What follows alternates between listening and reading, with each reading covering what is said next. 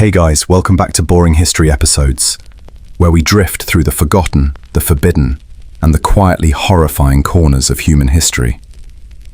Tonight, we travel far from the comfort of candlelight and silk sheets, because not all beauty in the past was soft.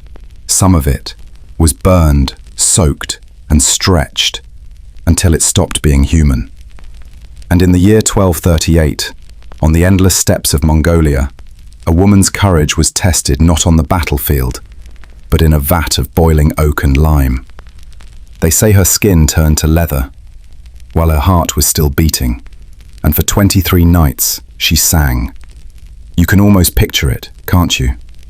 You open your eyes in the dark, feel the cool fabric of your pillow. The wind outside hums like a distant steppe breeze. You reach for your blanket. The fibers brush against your wrist, soft, familiar, alive.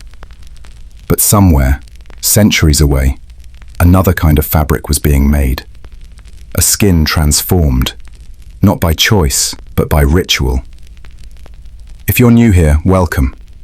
This isn't the kind of history you memorize. It's the kind that lingers. So, wherever you're listening from, London, Manila, or a quiet room in Saigon, breathe out. You don't have to stay awake till the end. Just let the story find you. Now, settle in, dim your lights. Let the hum of your fan become the wind over the grasslands. Let your thoughts slow, like horses grazing under a black sky. Let time loosen its grip. Because tonight, we're not reading history. We're stepping into it. The year is 1238. The empire of Genghis Khan still echoes through every mountain pass. And beneath that echo, somewhere in a stone fortress, a woman begins to sing. Her name has almost been erased, but her punishment, the tanning of the living, became one of the most forbidden rituals ever recorded. And as the last embers of the fire fade, you might ask yourself, was it cruelty or a form of devotion the modern world could never understand? The steppe does not sleep. Even at night it hums. The wind glides over the grass like 1,000 fingers brushing silk. Horses shuffle, tails swishing, nostrils steaming into the cold. Somewhere in that sound, half breath, half thunder, lies the heart of the Mongol Empire. They called it the land of eternal blue sky. But beneath that sky, discipline ruled every dawn. Men and women alike woke to the same chill, the same bowstrings creaking in the frost. No one was spared by gender. The only thing softer about a woman's morning was the fur she wrapped around her wrists. It surprises some people. The idea that Mongol women rode into battle. They imagine the empire as a parade of bearded men, grunting, conquering, drinking. That's the easy version, the comfortable myth. The truth is less tidy. Roughly 1 in 5 officers in the Mongol army was a woman, trained from childhood, sharp-eyed, patient, and occasionally better at aiming than their brothers. They learned to ride before they learned to sew, to kill before they learned to pray. And they could stay in the saddle longer than most men could stay sober. By 12, a girl could loose 5 arrows at a gallop and hit each target. By 20, she could command 50 men. And by 30, she could be feared by an entire province. The men respected that. Mostly. Fear has a way of blurring the edges between admiration and obedience. Around the campfires, songs were sung of female captains who outplanned entire garrisons. They rode through snow with braids frozen to their armor, and still gave orders with a voice steady as stone. When they returned, their reward was not jewelry. It was silence, the kind given to equals. You might think that sounds progressive. It wasn't. Equality in the steppe meant equal exposure to death, and failure, especially for women of noble blood, came with its own choreography. To lose a battle was to invite shame, but for a woman, shame was a second death, a stain not only on herself, but on the bloodline that had allowed her to command. For a man, a quick beheading restored honor. For a woman, things were more complicated, because her body to them wasn't just flesh. It was a symbol, a banner. And when a banner falls, you don't just discard it, you preserve it. That's where the ritual began. Holek, the changing of skin. It sounds poetic until you remember it's literal. They believed the female body of a fallen commander held immense spiritual charge, a mix of glory, guilt, and ancestral pride. So instead of killing her swiftly, they transformed her.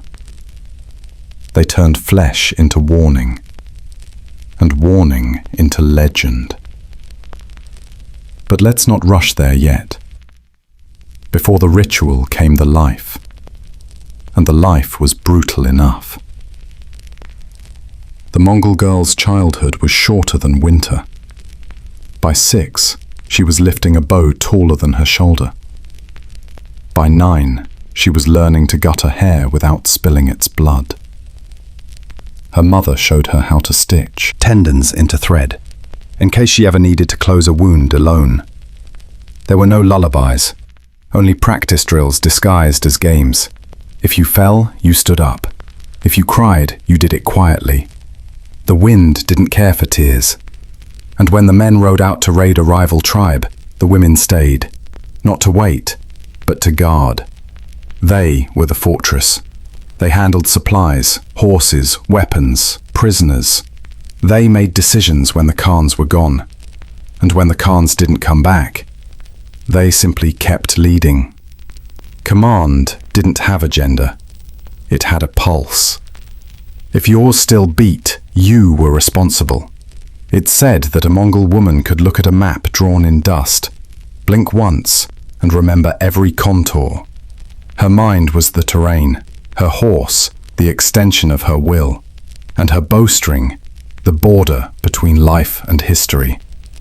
But power always carries its own expiration date, especially for women. Even on the steppe, where gender blurred in the snow, lineage still mattered. If you were born of royal blood, your victories were celebrated. If you failed, your bloodline demanded a spectacle. It wasn't personal, it was maintenance. The empire needed stories to keep its edges sharp. And so the female officer's punishment became a kind of theatre, a ritual of deterrence, a grotesque reminder that no one, not even a granddaughter of the Khan, could escape the cost of imperfection. The men watched, the women prepared, and the empire whispered its approval. If that sounds cruel, it was. But cruelty was also administrative, a practical method for keeping thousands of restless souls obedient. You could almost call it an early form of corporate structure, with worse benefits. Still, within that structure, these women lived moments of wild grace. Imagine the evenings before battle, smoke rising from dung fires, leather tents breathing in the wind, a row of horses tethered in silence, their breath fogging the air. The commander, perhaps a woman, tightening her wrist guard, checking her arrows, reciting a prayer to no one in particular. Maybe she remembers her mother. Maybe she wonders if her name will survive the next sunrise. Maybe she doesn't care, because in the steppe, tomorrow was an optional concept. They say these women were ruthless. Maybe. But ruthlessness was survival with a straight face, and the Mongols, male and female alike, had perfected that expression. It's the look of someone who's accepted that mercy freezes faster than blood. Still, behind that hardness was something almost serene. When they rode, the rhythm of the horse matched the rhythm of breath. In that movement, they became part of the landscape, neither conqueror nor victim, just momentum. There's a strange peace in that. Maybe that's why so many of them sang before battle. When death is certain, melody is defiance. Sometimes history feels like a bad joke told by time. Everyone laughs, eventually. The Mongol women didn't laugh much, but they understood the joke. That power always demands witnesses, and witnesses are disposable. So when a female general failed, the empire made her into a story, literally. The ritual of Holek wasn't born out of sadism alone. It was meant to teach obedience to the living and eternal service to the dead. Her body would be preserved, displayed, even worshipped, a relic of loyalty that forgot how to breathe. In some accounts, the process was accompanied by chants, not of mourning, but of transformation. The priests and priestesses didn't call it torture, they called it ascension through endurance. And if that sounds uncomfortably spiritual, that's because belief always hides behind cruelty. It gives horror a reason to wake up in the morning, but we'll come back to that later. For now, imagine standing there, a soldier, watching your commander, your sister, your friend, stepping forward without resistance. The silence heavier than the air, the steppe wind cutting through your coat, and somewhere, deep inside you, the quiet realization that victory is never free. History calls these women warriors. That's accurate, but incomplete. They were also accountants, keeping balance sheets for fate. Every gain needed a loss, every triumph, its ritual cost. Even the gods, it seems, respected bureaucracy. By the time night fell, the camp would hum with songs again. Men boasting, children laughing, horses settling, and over all of it, the memory of a woman who rode beside them, whose name would now be whispered only when the wind was strong enough to carry it away. That's how empires remember, through selective silence. The smell of leather lingers, smoke, earth, a faint sweetness of oak bark, history's perfume. And that's where this story begins to darken, because one woman, the granddaughter of Genghis Khan, will soon learn that even glory can be tanned, stretched, and turned into something useful. Her name is Alakai Beki, and she rides toward her last command.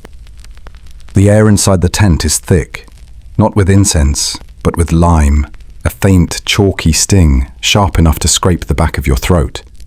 The smell of something halfway between stone and bone. Someone once said that all sacred rituals begin with cleaning. This one simply takes it too far. In the chronicles of Persia, Armenia, and the Mongol steppe, this process has a name no one wants to say out loud. It translates roughly to softening. They called it a passage, not punishment, not execution, as if language itself needed to flinch away from what actually happened. A woman sits inside a wooden vat, her body already marked by the empire's perfectionism, her eyes open, unblinking. Somewhere, a priest hums. Somewhere else, water drips, and time decides to move very, very slowly. The first stage is lime, not the fruit, the kind that eats. They mix it in great clay bowls with water until it smokes, white, breathing, alive. Then they pour it into the vat. 72 hours. That's how long the chronicles say the body must stay submerged. The lime doesn't kill, it erases. Layer by layer, it loosens the skin's surface, strips oil and sweat, opens the pores until they resemble open mouths. The victim is kept conscious. That part isn't decorative, it's essential, because awareness, they believed, anchored the soul long enough for it to cross correctly. A dead body can't ascend. A living one can be guided. The Udagan, The shaman women stand by the vat. They hold ladles, not swords. They whisper words older than the empire, words that make no attempt to comfort. When the flesh begins to sting, they hum louder. When it burns, they lower her heartbeat with herbs. When she trembles, they give her water through a reed. Sometimes they sing, sometimes they don't. The sound of boiling lime doesn't need accompaniment. By the third day, the skin becomes pale as bone, veined like parchment. It glows faintly under torchlight, a cruel kind of beauty. Some called it the whitening of the brave. The Persians called it chemical rebirth. The Mongols simply called it necessary. And then comes the next stage, the oak. They drain the lime. The tent is cleaned. The woman, somehow still breathing, is lifted by ropes. The body squeaks faintly against the leather straps, a small, awful sound. The new vat is prepared, darker, thicker, scented with bark and smoke. Tannin, drawn from crushed oak and willow, swirls in the water like spilled ink. It stains everything it touches, hands, hair, the floor. The Udagan test the mixture with their fingers. If it bites, it's ready. This stage lasts 18 to 21 days, longer if the subject is noble. Respect, apparently, has its own timeline. Oak bark releases tannin, a compound that binds with collagen in the skin. In human terms, it's the difference between soft flesh and something that can survive centuries. In spiritual terms, it's the moment the body stops belonging to itself. The chronicles say the skin begins to darken, soft browns, then russet, then a shade between copper and sorrow. The smell becomes rich, earthy, a little sweet.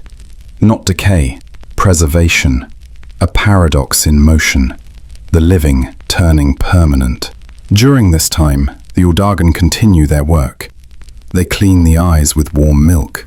They feed the victim broth, thick with ground liver and bitter herbs, to replenish the blood, to keep the heart moving, to prevent clots. Some of those herbs are known even now. Mugwort, wormwood, artemisia. Each one numbs the pain just enough to sustain consciousness. Because consciousness is the offering. No one screams for long here. The body learns silence. The mind, denied escape, folds inward. Some say they start to hallucinate, seeing ancestors, armies, endless plains. One Armenian chronicler wrote that a victim began to sing. For 19 days, her voice drifted through the camp like smoke. The melody never changed, only softened, as if her soul was slipping through her teeth, one note at a time. It's strange what people call faith. Sometimes it looks like devotion. Sometimes it looks like endurance, rebranded. When the tannin has done its work, the skin no longer sweats. It doesn't bleed. Touch it, and it gives the soft creak of stretched leather. Even the pulse, faint as it is, makes a noise, like the slow rhythm of a drum wrapped too tight. At this point, she's no longer considered a person. The shamans refer to her as the guardian shell. The transition is nearly complete, but one final detail remains. Life, a little longer. To preserve the integrity of the ritual, the Udagan must keep the subject alive until the very end. So they begin the last stage, sustaining the vessel. It sounds almost merciful. It isn't. They feed her liquids, boiled herbs, fermented milk, water infused with copper.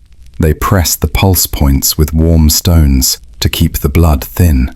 They recite verses to the four winds, asking each direction to hold a piece of her mind. She doesn't speak anymore. She only breathes. And sometimes, even that seems optional. The chronicles mention vitamin K, though of course they didn't call it that.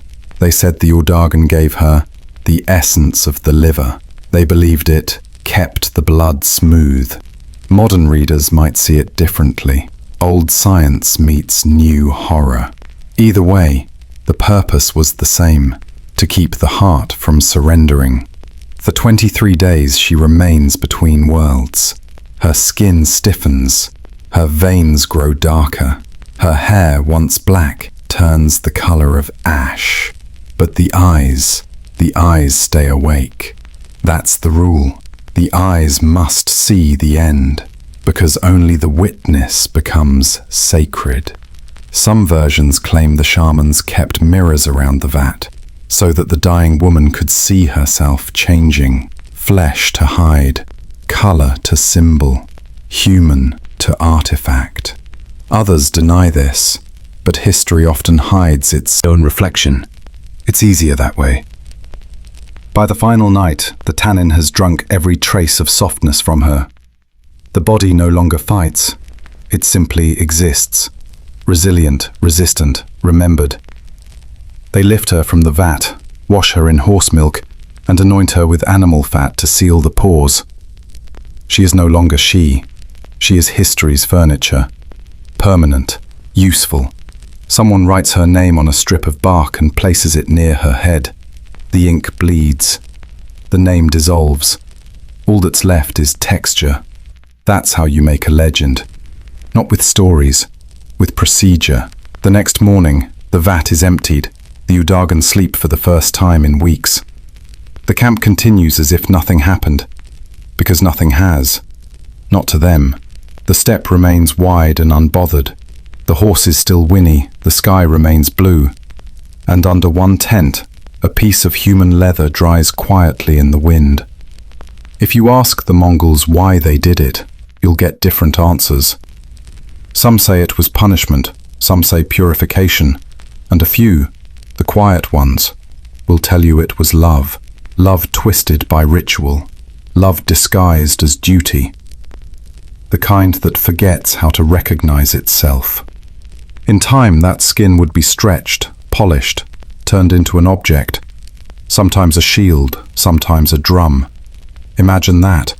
The beat of an army echoing through a woman who once commanded one. A strange symmetry. Almost poetic. Almost. History has a dark sense of humor. It preserves the worst things best. Parchment lasts longer than prayer. Leather outlives bone. And people remember the cruelty far longer than the courage. You could say that's unfair, but fairness is a modern invention. Back then, survival was the only justice anyone could afford. The oak forests that once supplied the tannin are mostly gone now. The vats have turned to dust. But sometimes, in the museums of Ulaanbaatar or Karakoram, a fragment appears, dark, thick, too human to dismiss. Scientists call it Sample 14B. Historians call it controversial. But in the silence of the display case, it still smells faintly of earth, lime, and something that remembers. You might think this is cruelty beyond reason. Maybe it is. But it's also proof of how far belief can stretch when faith refuses to blink. To turn a person into a relic. That's the most dangerous kind of love story. The steppe taught them that nothing truly dies. It only changes form. Skin to hide, hide to memory, memory to myth, and then myth to sleep, which is where we leave her now. Still, somewhere in the dust of Mongolia, under layers of earth and oak and silence, the lever hums faintly. It holds the echo of a song once sung in the dark. A melody for the living who refused to die properly. Sleep now. History already has. They were not executioners, at least not in the usual sense. Their hands didn't swing blades. They stirred water. They sang. They waited. They believed they were saving someone. In the Mongol tongue, they were called Udagan. The word drifts somewhere between shaman and midwife. Both are true. Both are wrong. Because they didn't bring life into the world. They helped it leave, politely. If a Khan's warrior had to die, it was the Udagan who prepared the crossing. They weren't soldiers, but the soldiers feared them. They weren't nobles, Yet even princes bowed when they passed. Their authority didn't come from birth or decree. It came from that strange and terrible confidence of people who believe they understand death personally. The Udagan did not kill. They transformed. Words have always been humanity's favorite disguise. Their world smelled of herbs, smoke, and wet fur. Their tents were darker than most, their silence heavier. Inside, tools hung from the ceiling like sleeping bats. Bronze bowls, carved antlers, bone flutes. Everything had a function. Everything was slightly unsettling. You could hear their footsteps before you saw them. Soft, dragging, like a broom sweeping dust from one life into another. They painted their faces with ash and red earth, not for beauty, for boundaries, to remind themselves that flesh was just temporary paint. When the time came for a ritual, they moved like wind through the camp, unnoticed until someone realized the air had changed. They brought no chains, no weapons, only a bundle of herbs, a small blade for cutting veins open just enough to release bad spirits, and a wooden bowl carved with symbols no one else could read. They called it the Bowl of Memory. Everything poured into it was sacred. Blood, tears, even lime water. The Empire was very thorough about symbolism. They saw the world as layers, the living, the not yet, and the never quite dead. Their job was to manage the traffic, to make sure no soul wandered off without the proper paperwork, spiritually speaking. They believed the soul didn't leave immediately when the body stopped breathing. It lingered, confused. So their task was not to kill faster, but to slow the departure, to give death enough ceremony to feel like a choice. Mercy, disguised as ritual. They hummed as they worked. Low, circular sounds, almost mechanical. The kind of tune that doesn't progress, only rotates, like time on the step. It wasn't meant to comfort.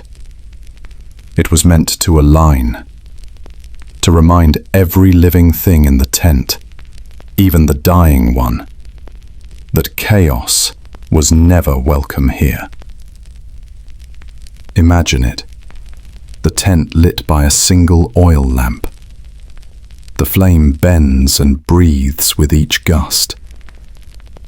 The woman in the vat trembles, her skin shifting shades between dawn and dusk. The Udagan kneel beside her, hands wet, eyes calm.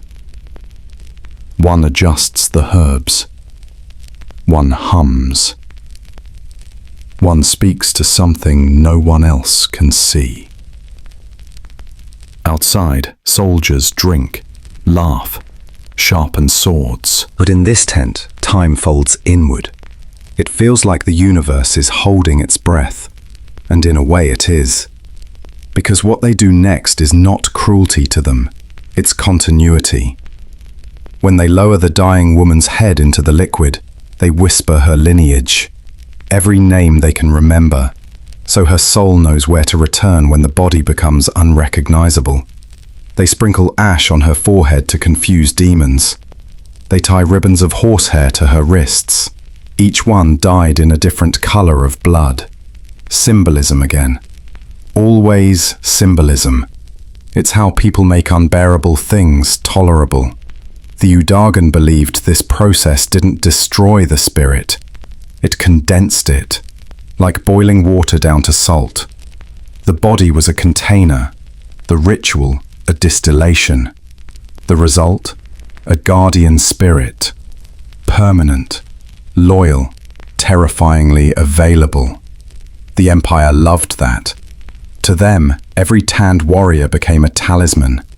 Her soul, preserved inside her own hide, now belonged fully to the state. A practical solution to loyalty issues. If modern governments knew this method, they might be tempted to bring it back. But with better PR. The Udagan didn't question their work. Belief was their armor. They truly thought they were giving mercy, releasing the soul from confusion, shaping death into purpose. A strange form of compassion that smells like smoke and iron. And they weren't cruel. Cruelty requires pleasure. What they had was duty. They didn't smile, they didn't frown. They simply existed in that narrow gap between pain and transcendence. A moral no man's land, too busy with procedures to care about opinions. Once, a Persian chronicler described them as women with eyes that never blink. He probably meant it as poetry, but anyone who spent days watching death without looking away would understand. It wasn't style, it was survival. Blinking meant remembering you were human, and humans aren't very useful in sacred work. At night after the ritual, the Udagan would wash their hands in milk and smoke. They said it kept the soul fragments from following them home.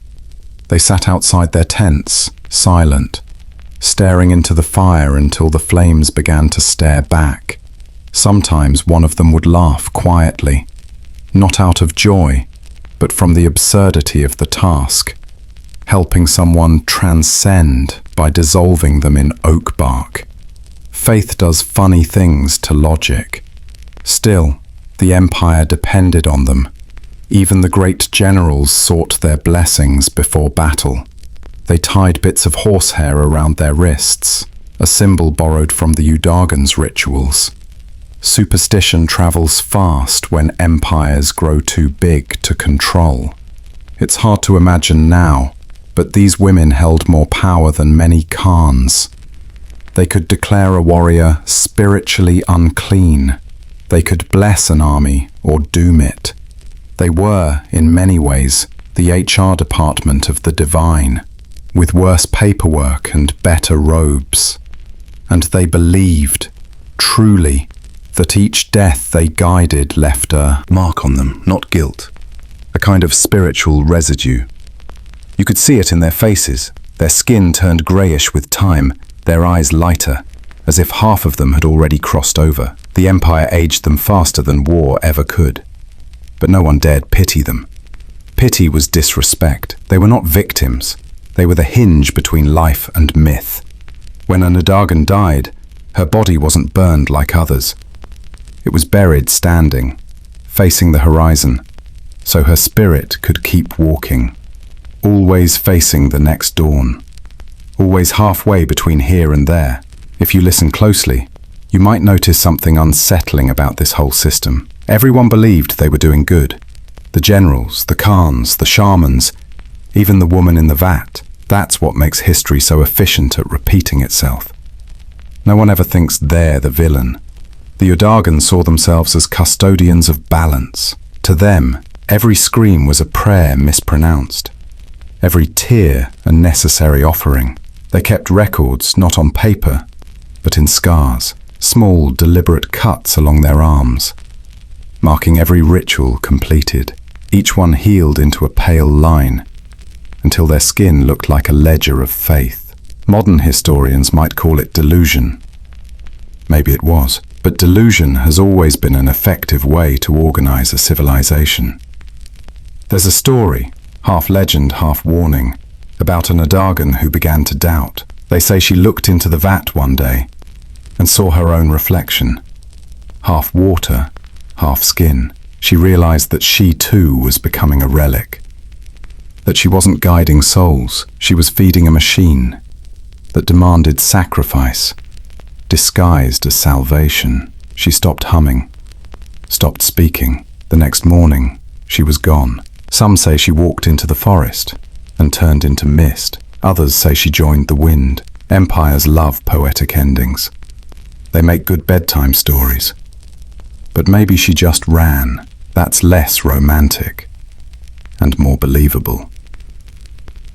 So who were the Udagan really? Healers? Killers? Archivists of pain? Maybe all of them. Maybe none. They lived in the grey, where morality becomes weather, and everyone simply learns to dress for it. The Empire couldn't function without them. But it also pretended they didn't exist. That's how societies handle necessary discomfort. They outsource it, then look away. Centuries later, travelers wrote of strange women who lived alone near old Mongol ruins. They carried bones tied with red thread, muttering names that no one remembered. People avoided them, and yet, when someone was dying, they always sent for them. Faith has a long memory. The wind shifts. The smoke rises. The ritual continues somewhere else, in another century, under another name, because the need to turn suffering into meaning never really dies. It just changes costume. The Udagan would probably find that funny, if they still had lips. The wind over the Caucasus is colder than most places remember. It moves like a hand smoothing the grass flat, whispering names that only the mountains understand. That winter, it carried one name more than others: Alakai. She was the granddaughter of Genghis Khan, which, in most stories, would guarantee safety. But this isn't that kind of story. Alakai was a general, a real one, not honorary, not ceremonial. She commanded 10,000 riders, each one trusting her voice more than their own instincts. In battle, that voice was a compass. It cut through wind, fear, and chaos. But one day, the compass spun the wrong way. Somewhere between the ridges of the Caucasus, the enemy shifted their formation. She didn't see it, not fast enough. 7,000 soldiers didn't return, and in the empire of Genghis Khan, numbers like that had a price. The report reached Karakorum before the bodies did, and for a Mongol general, especially one born from the Khan's own blood, failure was not misfortune, it was arithmetic. When the summons came, she didn't resist. She packed her armor neatly, as if preparing for another campaign. They say she rode home alone, her horse's hooves leaving a line in the frost. No escort, no songs, just the sound of leather creaking and her breath counting miles. In the court tent, the elders didn't raise their voices.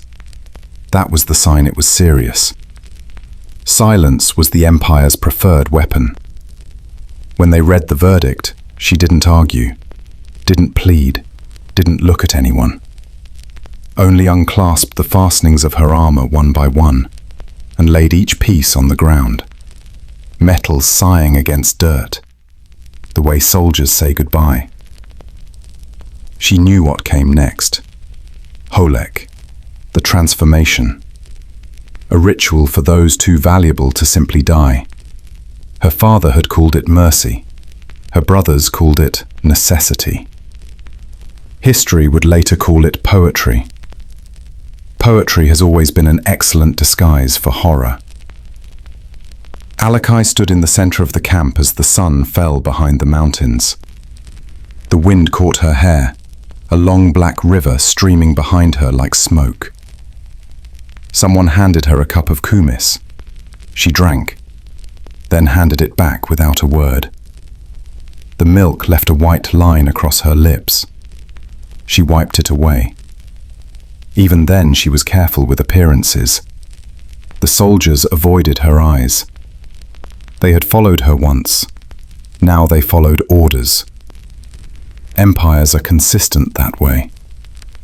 Inside the ritual tent, the Udagan waited.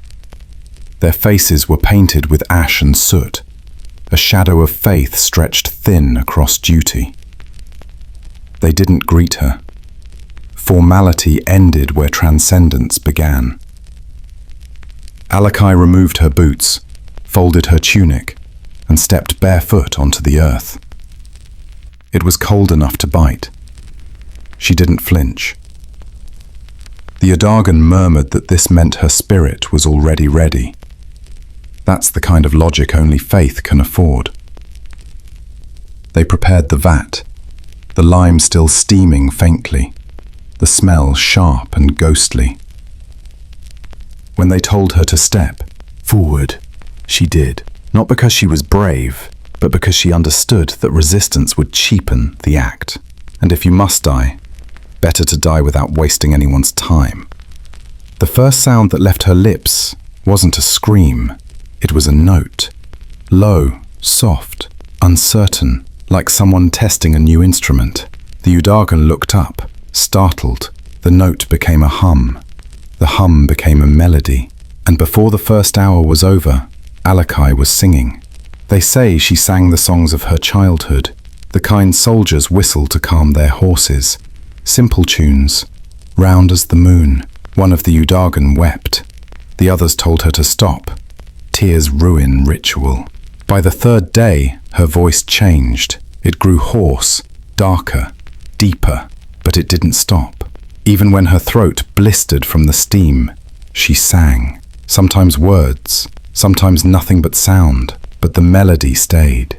A thread pulled through the noise of death. Outside, the camp went on. War doesn't pause for tragedy. Men laughed, drank, sharpened blades. Children chased dogs through the snow. And every night, the faint echo of her song drifted through the tents, soft enough that no one could tell if it was real. Some began to say she wasn't human anymore, that the song came from somewhere inside the tannin, from the oak bark itself, from the spirit fusing with the material. The Mongols loved symbols. They were cheaper than answers. A Persian chronicler who witnessed it wrote, "She sang not for mercy, but to remind the gods she was still worth listening to." It sounds like admiration, but in the same passage, he also described how her skin took the color of bronze idols. History is bad at empathy, but very good at description. On the 9th day, her voice cracked completely. She laughed. It startled everyone. They thought she'd lost her mind, as if that wasn't the point all along. Then she began to hum again, but slower now, like the rhythm of a heart trying to match the wind. The Udagan took turns watching her. They adjusted herbs, murmured prayers, kept her alive. They told each other that her endurance proved the ritual's power. No one said out loud what they were all thinking, that perhaps the power belonged to her, not to the gods.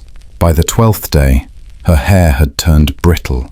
The water around her shimmered dark brown, thick as honey. Every movement made a faint sound, the creak of leather, not flesh. The transformation was almost complete, but still, she sang. There's something unnervingly human about stubbornness. It survives long after reason goes quiet. Alakai understood that. If she couldn't win the war, she could at least win the ending, and so she did. They say on the 19th day, when the wind howled against the tents and no one dared speak, her voice finally stopped. Not in pain, not in surrender. She just finished the song. A single long note that dissolved into the air, and the camp knew it was over. No one clapped, no one wept. Udagan simply bowed their heads. They lifted her from the vat, washed her body in milk, wrapped it in silk soaked with oil. Her skin was firm, smooth, unbroken, like fine armor. The Empire loved symbols. It had just made one. Later, when soldiers rode out to battle, they carried small strips of tanned hide tied to their belts. They said it brought luck. They said it was from an old horse, but everyone knew whose it was. No one said her name aloud. Names carry weight, and this one was too heavy to lift. Still, her story lingered. The woman who sang through death, the general who refused to scream, the granddaughter who turned into a warning. It was perfect propaganda. The Empire couldn't have written it better if it tried, which of course it did. Centuries later, Chroniclers disagreed about the details. Some said she died after 10 days. Others claimed 23. One even suggested she survived, her spirit fused with the oak, haunting the tannery where it happened. That's the trouble with legends. They always insist on one last verse. But every version ends the same way, with silence. The song stops, the wind shifts, and the tent goes still. What remains is the echo, a faint vibration in the air, like a memory that refuses to end. When people speak of her now, they call her brave. It's the safest word we have for the incomprehensible. Bravery makes cruelty easier to admire. It gives death a clean shape. But maybe she wasn't brave. Maybe she was just practical. When the world gives you only one way to go, you might as well walk it singing.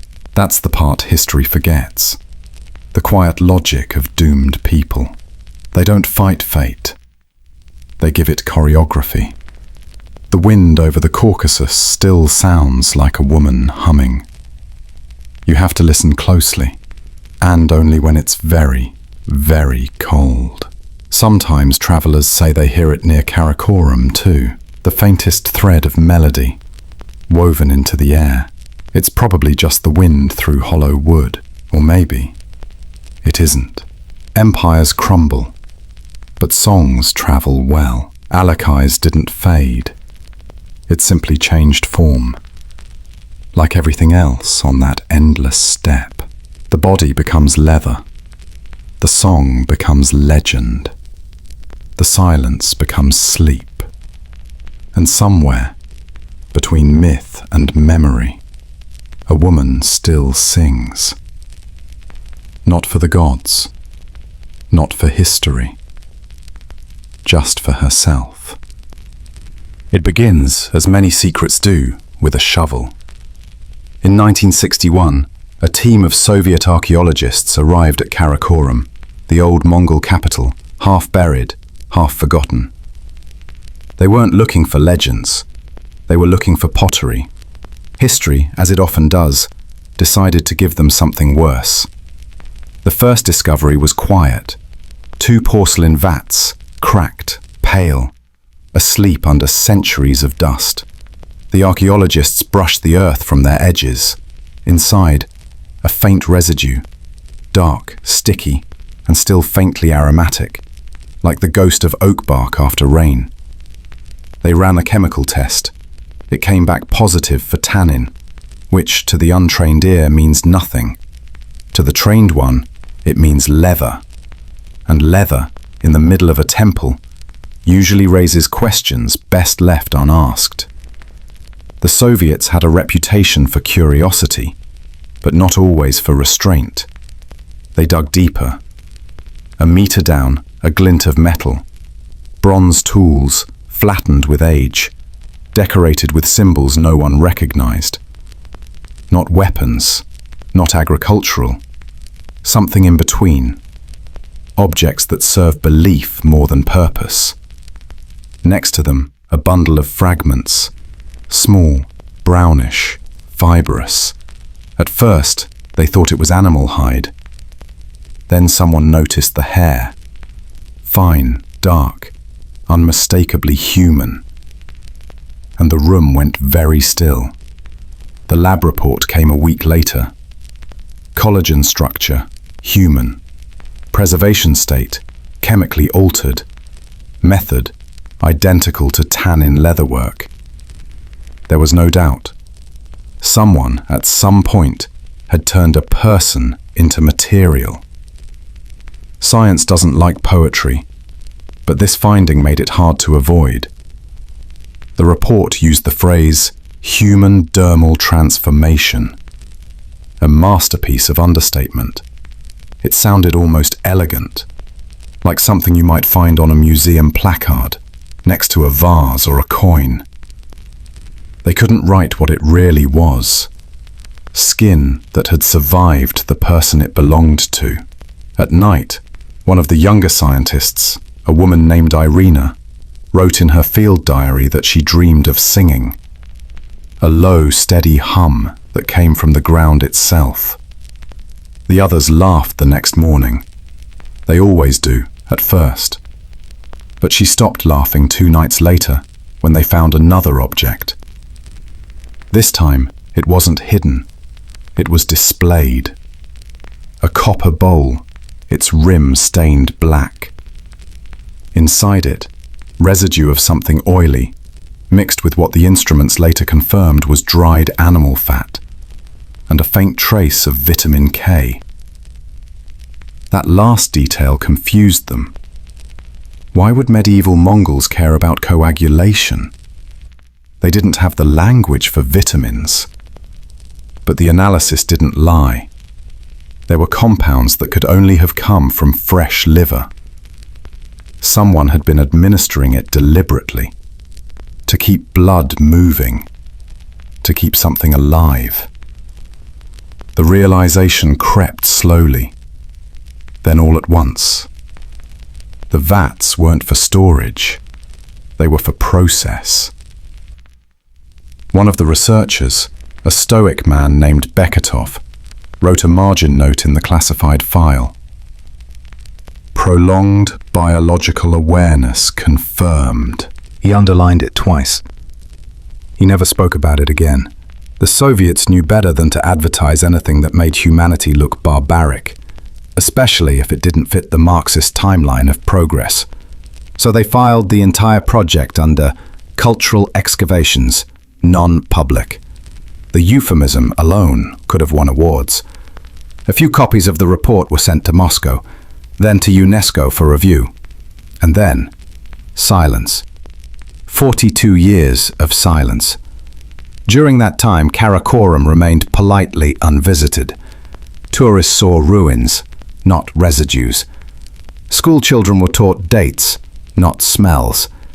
And the documents slept in drawers lined with mothballs and state approval. It's strange, the things history decides to hide. We publish wars, but whisper rituals. We glorify conquest, but bury craft. And this was a craft. Horrifying, yes, but methodical, almost gentle in its precision. The samples from the vats showed consistent pH control. The tannin concentration matched that of medieval European tanneries, except for one difference: traces of alkaloids from herbs unknown to science at the time. Likely the same sedatives used by the Yodaghan. A perfect bridge between chemistry and superstition, between murder and ritual. Science calls that interdisciplinary work. History calls it inconvenient. The more they examined the site, the stranger it became. Around the vats they found small carvings of female figures, torso only, arms raised. Some were polished smooth, others rough and incomplete. They were placed in a circle, facing inward, as if guarding the center, or perhaps watching it. One archaeologist joked that it looked like a very grim support group. No one laughed. In one of the pits they found a ring, gold set with turquoise. On its inside surface, engraved in faded script, Alakai. They didn't know what it meant then. They do now. The fragment of tanned hide, tested under microscope, showed traces of horse milk protein, the final cleansing stage described in later chronicles. This was no random victim. This was ceremony. And the Soviets, accidentally, had dug up the ghost of a princess. There's a phrase used among archaeologists: material truth.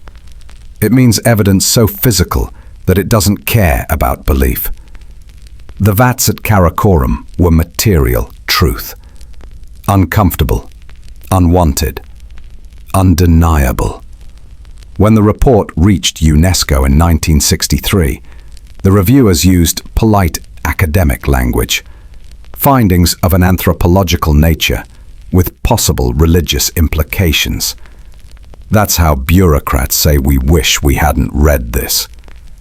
By the mid-1970s, The Cold War had more pressing concerns: missiles, borders, pride.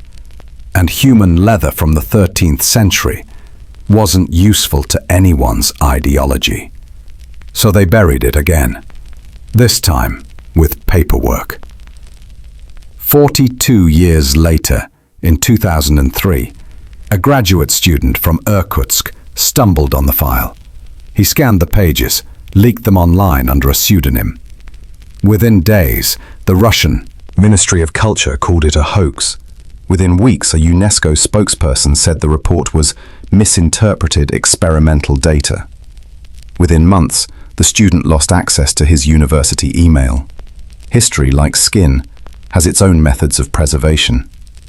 Even now, the objects remain locked in a storage room in Ulaanbaatar's National Museum, labeled simply Organic Materials, Private Collection. No one opens the boxes, not because they're cursed, because they're inconvenient. You can almost imagine the archivist dusting the shelves every spring, pretending not to see the faint stains that never quite fade. When modern biochemists finally re-examined the samples, they confirmed the old data. Vitamin K traces, iron imbalance consistent with long-term awareness, collagen cross-linking, identical to that of industrial leather. In other words, the victim hadn't been dead when the transformation began, nor for quite some time after it did. It's the kind of discovery that makes even scientists whisper. In documentaries, they always show clean white labs, people in gloves, machines humming softly. But imagine instead the silence of a Soviet field tent, the wind clawing at the canvas, a kerosene lamp trembling on a metal crate, and in the corner, a piece of human history that refuses to decompose. The lead researcher, Beketov, was later asked in an interview what it felt like to hold something like that. He said simply, "It was warm," and then refused to elaborate. Dry understatement. The final defense against madness. Sometimes the most haunting part of history isn't the act itself, but the way we try to handle it afterward. The reports, the edits, the way official language stretches itself thin trying to wrap around what doesn't fit inside civilization. Organic residue, anthropogenic remains, possible ritual evidence. It's all the same sentence, said politely enough to help people sleep. But the truth sits there, brown and patient, waiting. Some nights when the museum is closed, the guards say the air in the basement feels heavier. Not evil, just watching.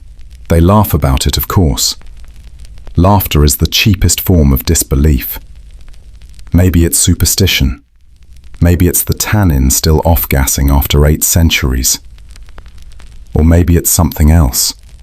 A vibration in the air, like the last note of a song that hasn't finished ending. Either way, the vats are still there, and the leather still breathes, slowly, quietly, stubbornly. Proof that even the most forbidden stories eventually surface again. The Soviets found evidence. UNESCO hid it. Time forgot it. But matter never lies. And sometimes when science digs too deep, it doesn't uncover truth. It wakes it. That's the thing about Karakoram.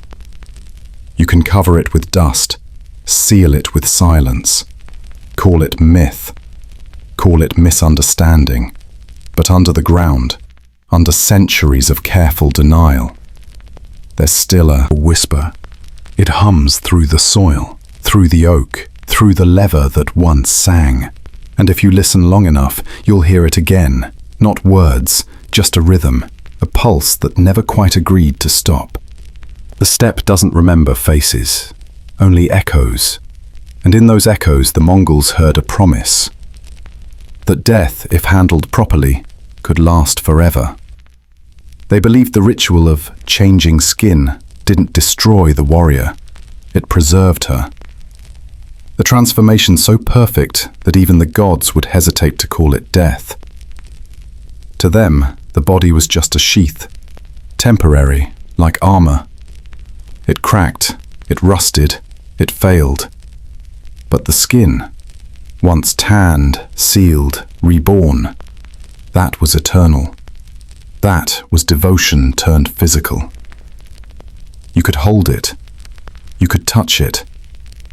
And that made faith easier to believe in. In every army camp, a piece of that faith hung quietly. A strip of hide tied to a saddle, a charm on a spear, a band on the wrist of a captain who swore he never lost a battle while wearing it. Maybe he didn't. Maybe he did. But the belief itself fought harder than any soldier. The idea was simple if you squint hard enough. If the soul could be trapped in its own perfected skin, it could protect those still living. A warrior's body became a fortress of spirit, a shield that never slept. Each piece carried memory, each pore a prayer. The Mongols called it Mergensuld, the precise spirit. It was the kind of name that sounds holy until you remember what it's made of. They believed these skins could whisper guidance in battle, that the wind through the tents carried the voices of those who had already crossed, a quiet choir of the devoted. You could almost imagine it, the flutter of leather straps, the soft hiss of wind, a sound somewhere between command and comfort. Faith has always had good acoustics, but belief, like empire, has a half-life. It glows for a while, then fades. By the time of Kublai Khan, the empire's most administrative grandson, the magic had begun to rot. The ritual still frightened people, but it no longer inspired them. There's only so long an empire can feed on fear before it starts chewing its own tongue. Kublai was many things: a conqueror, a reformer, a man who preferred paperwork to prophecy. He didn't like loose ends, and death rituals were untidy business. Too mystical, too sentimental, too human. He wanted a dynasty that felt modern, one that traded in silk and numbers, not ghosts and bark. And so, quietly, he ended the ritual. Not with outrage, with boredom. Officially, he said it disheartened morale. Unofficially, it made the female officers nervous. And an empire where women refuse to lead is an empire that starts losing before the battle begins. The decree was simple. No more transformations. No more tanning of the living. The word Holek was to be erased from official vocabulary. The vats were dismantled. The priests reassigned.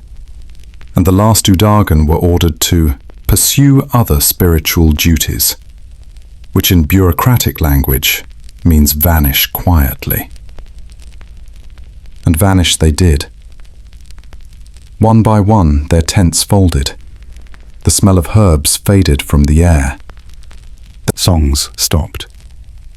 And the silence that replaced them felt heavier than the screams ever had. Still, the soldiers whispered. They missed their charms. They missed the promise that courage could outlive skin.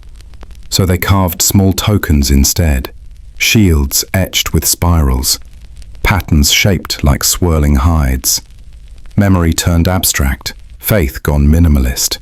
That's how civilizations evolve, not by enlightenment, but by rebranding. No one dared mention Alakai by name anymore.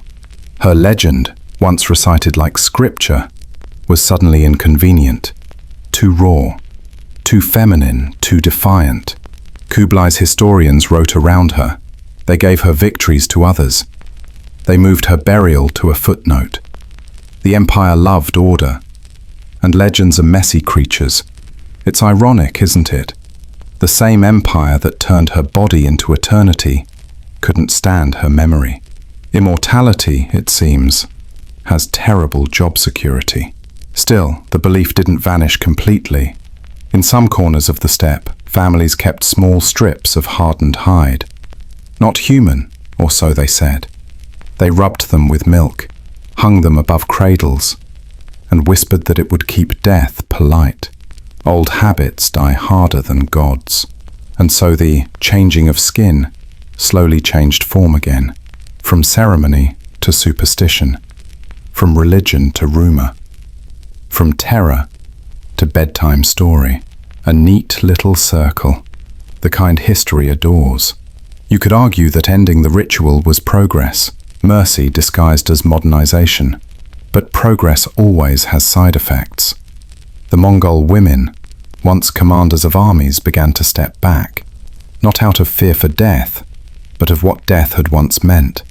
If dying could no longer make you sacred, then living had to be enough. And living in that empire was rarely glorious. The battlefield grew quieter of female voices. The horses missed them, perhaps. No one ever asked. Over time, female generals became myths, and the myths became lessons. Warnings about pride, about overreach, about the danger of women who refused to lose gracefully. Civilizations loved to tidy their fears into moral tales. The ritual had promised immortality. Its end delivered forgetfulness. And between the two, the empire found its balance. Kublai's advisors wrote that the soldiers fought better when the past didn't stare back at them. Maybe they were right. Or maybe they were just tired of listening. Either way, the steppe moved on. The wind reclaimed the vats. The oak bark crumbled into soil. And the last whispers of the transformed became nothing more than background noise. The kind of sound you stop noticing after a while, but that never really goes away. It's still there, in the wind between mountains. Soft, persistent. Not angry, just unfinished. Sometimes, late at night, the herders still hear it. A sigh in the grass, a breath in the cold. They say it's the skin of the loyal, still stretching in the wind, still guarding the living. Old ghosts are terrible at retirement. You can dismiss it as legend if you want. Science will agree with you, but belief doesn't care. It doesn't need evidence. It only needs an audience. And in that sense, nothing's really changed. We still build our rituals. They're just cleaner now. We embalm memory in monuments, wrap it in metal and marble, call it culture, and pretend we've outgrown superstition. But the logic is the same. We still worship permanence. We still mistake endurance for meaning. It's comforting, isn't it? To think we can make something last, even if that something is pain. History doesn't like closure. It prefers echoes. And the Mongols left plenty. Their empire crumbled. Their gods changed names. Their daughters put away the bows. But somewhere, beneath layers of dust and disbelief, the ritual still breathes. Not as horror, not as holiness, just as a reminder that people will do almost anything to feel less temporary. The Mongols called it immortality. We might call it legacy. Different vocabulary. Same human weakness. In the end, even Kublai couldn't stop the ghosts. He only made them quieter. The silence after faith isn't peace. It's maintenance. And if you stand on the steps at night, where the wind tastes like iron and cold milk, you might still hear it. The faint hum of a woman's voice, woven into the air itself. No words, just endurance. A perfect song for a civilization that couldn't tell the difference between living forever and never letting go. History calls it the end of a custom, but endings are just clever disguises for pauses. And the steppe, it never really stops breathing. The wind quiets now. The drums fade. Even the steppe forgets to breathe. Somewhere in that stillness, a single strip of leather catches the moonlight, motionless, but not silent. It holds the echo of every voice that believed pain could buy meaning. The smell of oak and smoke drifts away. The cold loosens its grip. The past folds itself closed, like a tent after battle. And here we are again, awake in a softer world, but not so different. We no longer tan the living, but we still polish people down in the name of order, pride, progress. Every age finds its own ritual. So, take a breath. Let the story settle where it needs to. And if tonight's journey stayed with you, let it whisper on, with a quiet like, a shared silence, a small subscription to remembrance. Until the next fire, until the next story, goodbye, and we will meet again.